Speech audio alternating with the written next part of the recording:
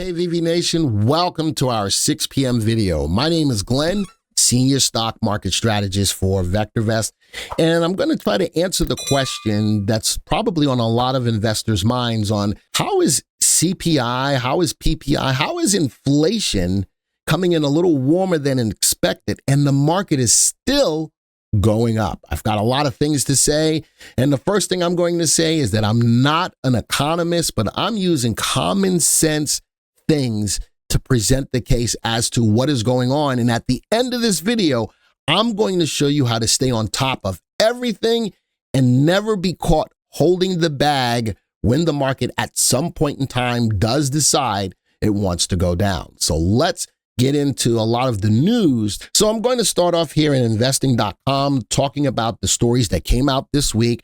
On Tuesday, the core CPI when it was unchanged from the previous, but a little higher from the forecast. And on the year over year, a little lower on the previous, but a little higher than the forecast. And the same thing pretty much year over year, a little higher than the previous and a little higher than the forecast. So inflation is still a problem. And it's hindering what the Fed wants to do and when it wants to do it. Everybody is anticipating that the Fed is going to do a cut. And at some point, they've pushed it now to the third quarter, which is about the June timeframe. And then soon after that, we're going to get into an election cycle. In my mind, if the Fed cuts sometime in September or so, it's going to be looked at as the most political cut ever, because we're in an election cycle.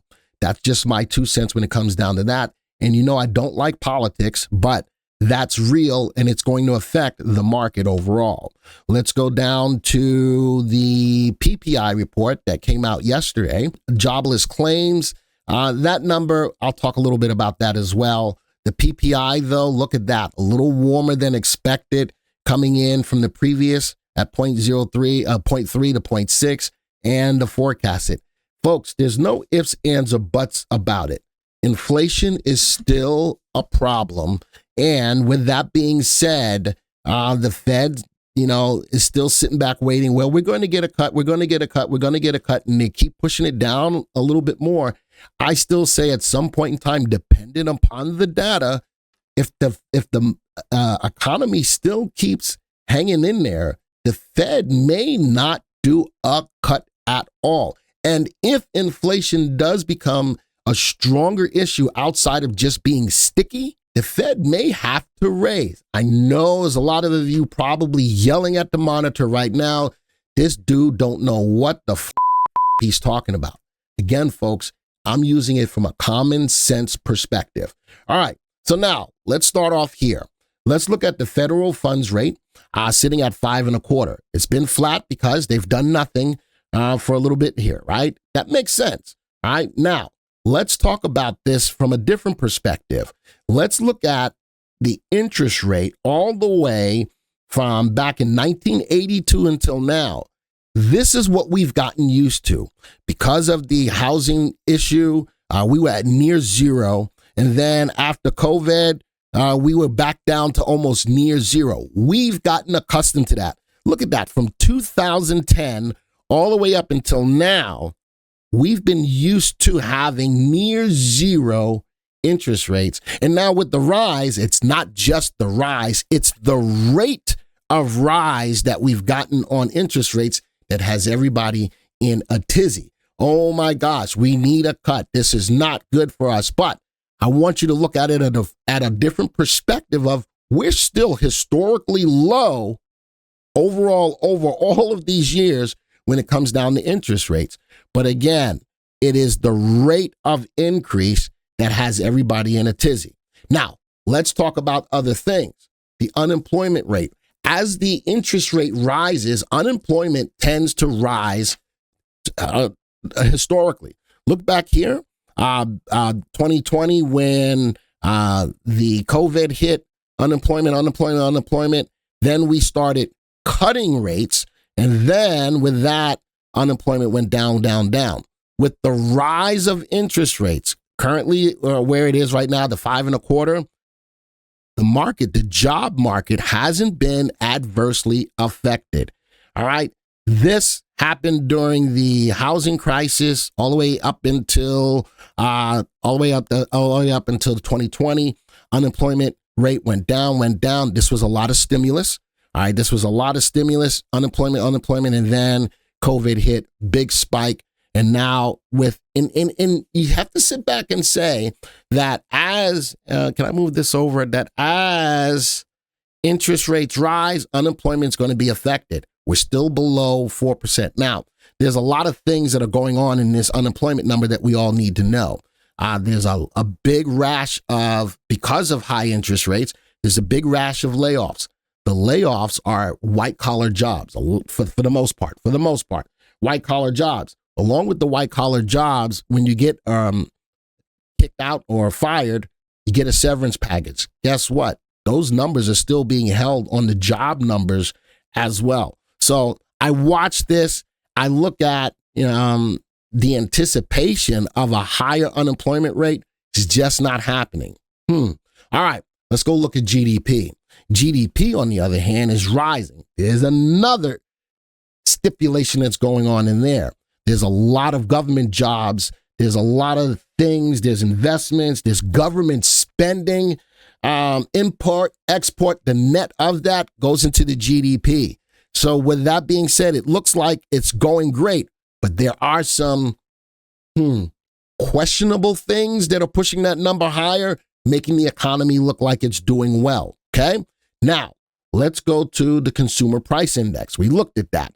We saw that it's falling. That's great. Falling from an inflationary standpoint. But I want you to see something. This is June 2023. Now we're hitting a higher low. I don't know if I can pull this over. I might have to take me off, but I'm going to move over a little bit. I'll do that.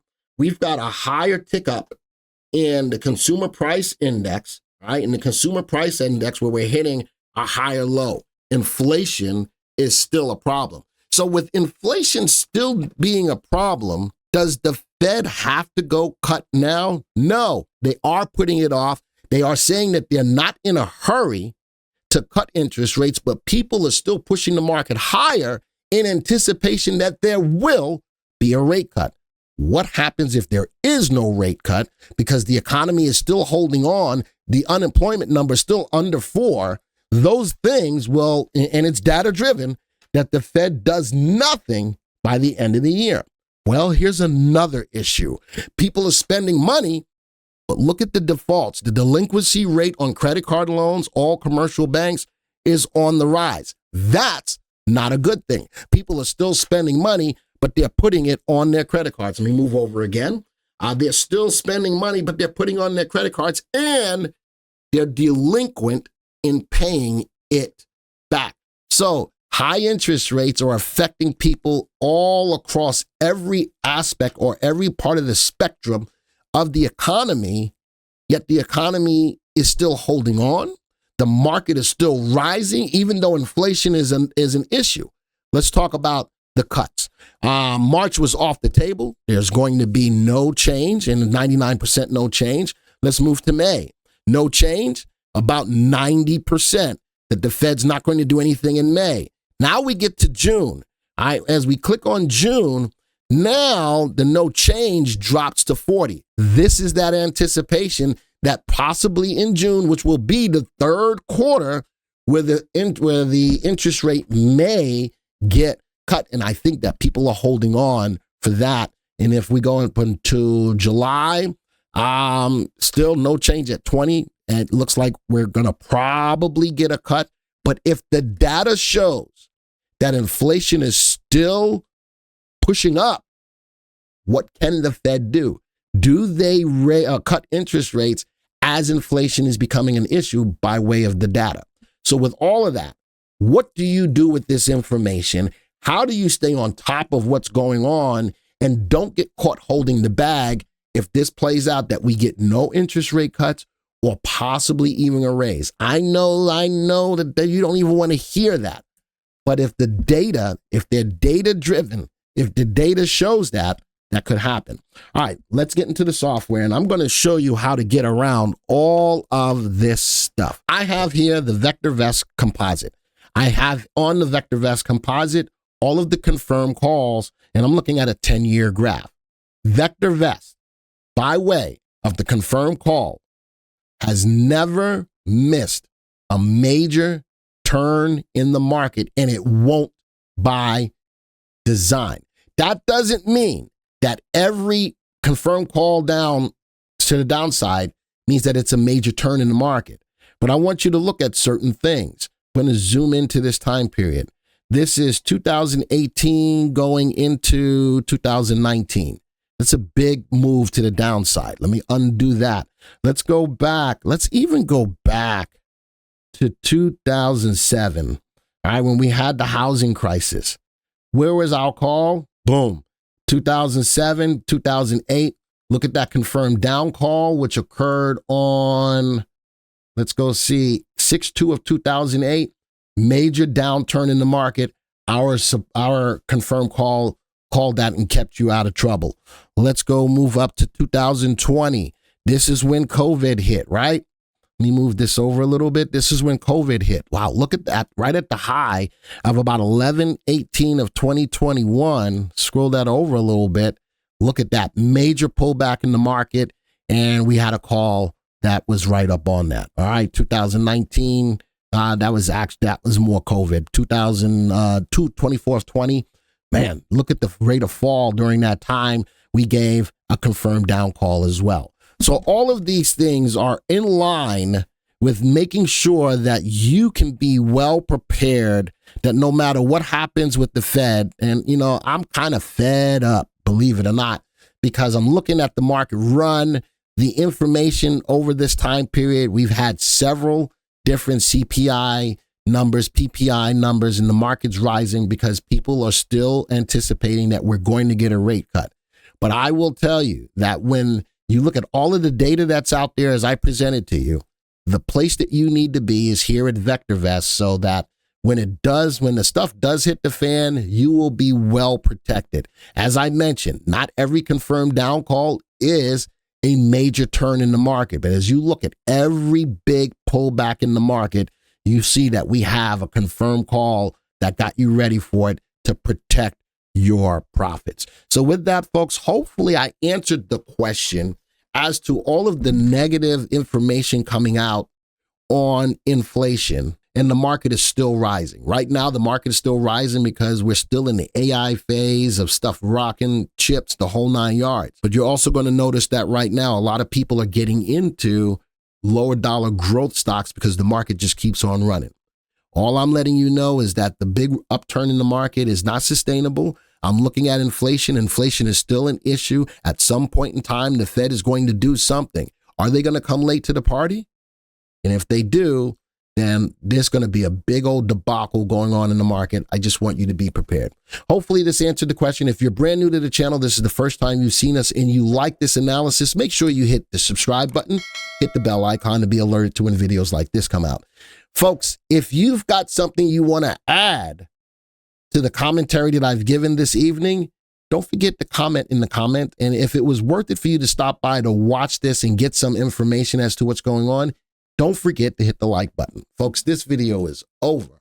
And until the next time, see ya. Hey, VV Nation, do you have access to the VectorVest tool, the most powerful tool in the industry right now? No? Well, I'm going to give you an opportunity to take advantage of an outstanding deal. Simply go to www.vectorvest.com/YT. You can take advantage of VectorVest 30 days for $9.95. That's an outrageous price for a trial. So what do you get? Well, you get the opportunity to see how we have outperformed the S&P 500 by over 2,000% for the last 20 years.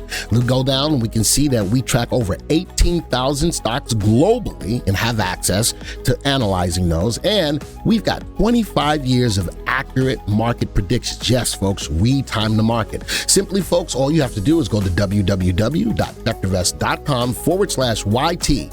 $9.95 for 30 days. And we offer a hassle-free refund. Folks, take advantage of it right now.